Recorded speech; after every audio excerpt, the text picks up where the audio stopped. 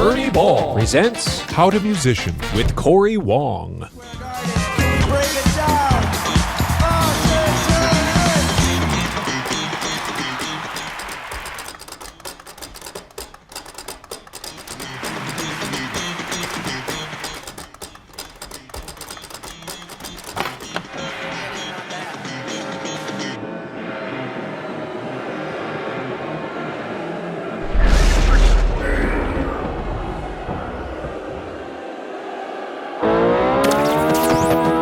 Sometimes social media can seem like a simulation. It's often hard to differentiate our digital presence from our analog bodies. The internet has completely changed the music industry. Being active online, especially on social media, feels like practically a requirement for any working musician. And unfortunately, social media companies are pretty evil. They steal your data and sell it to other companies, they manipulate your emotions algorithmically, and they train your brain to seek validation from vanity metrics like clicks and likes and views. They're evil, man, and we should all delete them off of our phones as soon as possible and never look back. But on the other hand, what if they could help you get a gig? This video is all about how to use and how not to use social media effectively to further your music career.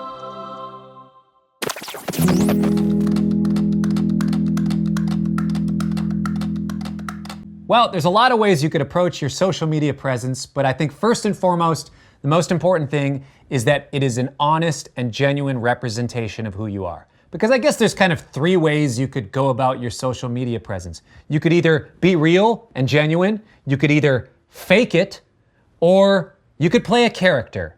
Being real and being genuine is the one that I would always suggest because it's who you are, and that's what people want to see. They want to see you for who you are. Faking it, that's not gonna last. Just ask Milli and Vanilli. Playing a character can be really fun, but then you're a character, that's a thing, like Miranda sings or something. She is hilarious, and I love that character, but it's a character, so you have to be very intentional about that. You're playing a character, it's not you. Social media is just where people are hanging out now. Not only your fans and followers, but also potential employers. So in some ways, your social media presence is somewhat of a portfolio or a resume to some degree. I know that for me, I have gotten certain gigs or certain sessions because somebody has liked something that I've done online. They saw an Instagram post and was like, oh, I didn't know that you could do that. That's really cool. I like that. I want to hire you for this thing. Or, oh, I saw you on this YouTube video. It was incredible. I want to hire you for this thing. It's just one of those things that you have to think about. You're going to have potential employers looking at your stuff. And I guess that also goes for just like real jobs too, where you might not get hired because you said some stupid stuff on your Twitter a few years ago. That seems to be popping up quite a bit these days, doesn't it? Your social media presence is something that you should do to connect with your fans, connect with your audience, but also it's kind of a highlight reel, an audition reel for those situations where you might get hired by somebody else. So I think what's important is that you find what it is about you that makes you unique. What is that inner remarkability about the thing that you do, and how can you emphasize it? How can you put a magnifying glass on your fingerprint? What is the thing that you bring to the table that nobody else does? There are thousands and thousands and thousands of amazing guitar players online. Why would anybody want to listen to me? What's my thing that I do? I'm like lead rhythm guitar player guy. That's kind of a unique thing, and I have a unique way of going about doing it, and my attack on the instrument, and the way that I play things, so I'm going to emphasize that sort of thing for me.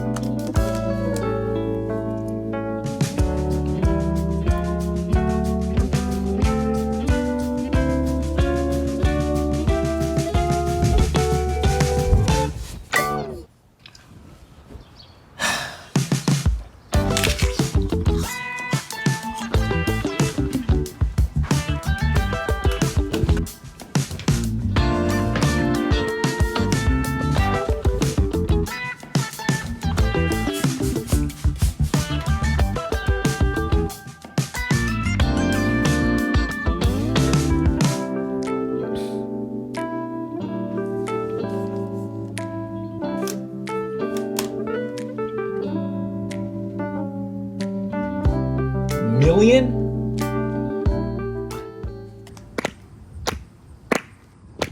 3.2 million views? All your life. La, la, la, la, la. Dang it! Vanity metrics versus real world value. We're all trying to chase clicks, likes, and follows, all that sort of thing. That's fine. I think that's good, but it can get to the point where it's unhealthy. What are you trying to do with your music career? Are you trying to just be the person that has the most likes and followers on a certain platform? Or are you actually trying to build a career as a musician? I think it's important that you ask yourself that question and just see the way that you present yourself and the things that you're doing. Are they more for getting clicks and likes, or is it actually stuff that you genuinely think is going to further your career and present you in the way that you want to be presented so you can have a long-term viable career? It's one thing to have 1 million followers on Instagram or whatever, but how many tickets can you sell when you play New York or London or Chicago or LA or Tokyo or Vancouver? Those things matter. How much are you worth at a festival? Festivals don't necessarily care how many followers you have online. They want to know how many people you're going to be able to draw for ticket sales. That's real world value. Is what you're doing actually pushing along your music career, or is it just kind of chasing likes and follows? Now, I don't think those things are mutually exclusive. I think they can live together, but you just have to be real with yourself and honest with yourself in what you're doing. It's not a bad thing to make money doing the thing that you do. And if part of what we do as artists is present ourselves on social media and have somewhat of a following, I think it's okay to make some money from that. But again, is it genuine? I've had a bunch of offers from companies to post about their brands on my social media, and the majority of them I've turned down. Because why? My fans are smart. The people online are smart. Everybody is smart when they're looking at stuff these days. They can tell when something's fake. If you saw somebody like me who has a music account, and that's who I am, I'm a musician, all of a sudden I start saying, bro, these linens and these towels from this company are the dopest ever. Oh my gosh, they're this and this and this and this. It would just be ingenuine because I'm just being paid $900 or something to promote this brand. Although that's great, that's a lot of money. But is it ingenuine? Probably, because I don't actually love these linens or towels, so I don't think it's a good long-term move. It's super important that the brands you associate yourself with are ones that you actually believe in, actually use, and are actually excited about. And I tell you what, if you get paid by that company or get free stuff, that should be the fringe benefit. The last thing I want to talk about is a question that I just got online. Hey Cory, I'm trying to grow my presence, but I'm not sure which platform to use. Should I be on Facebook, Instagram, YouTube, Twitter, TikTok, Tumblr? I don't know what's best for you. What I think is important is that you take a look at the thing that you do and what's the best way for you to be able to capture it. Are you somebody who writes little 2-sentence clever things that people love and chuckle at and share with all their friends? Well, have we got a Twitter for you? If you're somebody who can make really interesting, compelling visual things and videos to present the art that you do, Instagram is the thing for you. If your fan base is pretty much all age 30 and older, Facebook's a good place. Of course, there's younger people on there as well, but Facebook is where the older fans are these days. It just is what it is. And if your fan base is all under the age 30, you probably don't need to focus on Facebook. And yeah, then try TikTok and see if that works for you. See if that feels like something you connect with.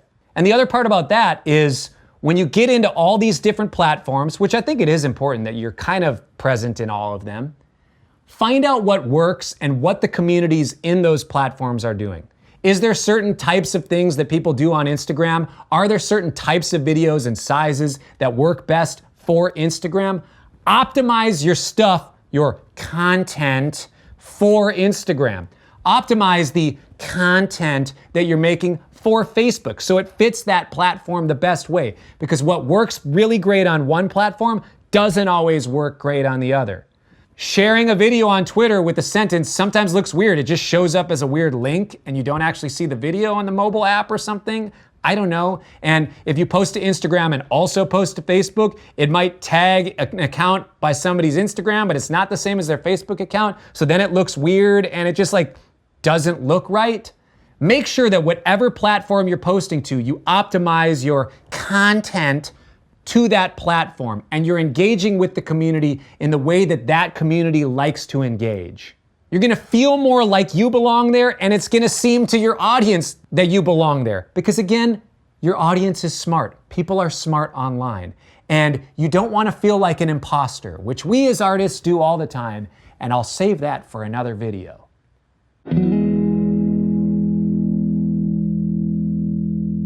So, be yourself. Find out what works for you, find out what platform inspires you to be able to grow and do your thing and share who you are.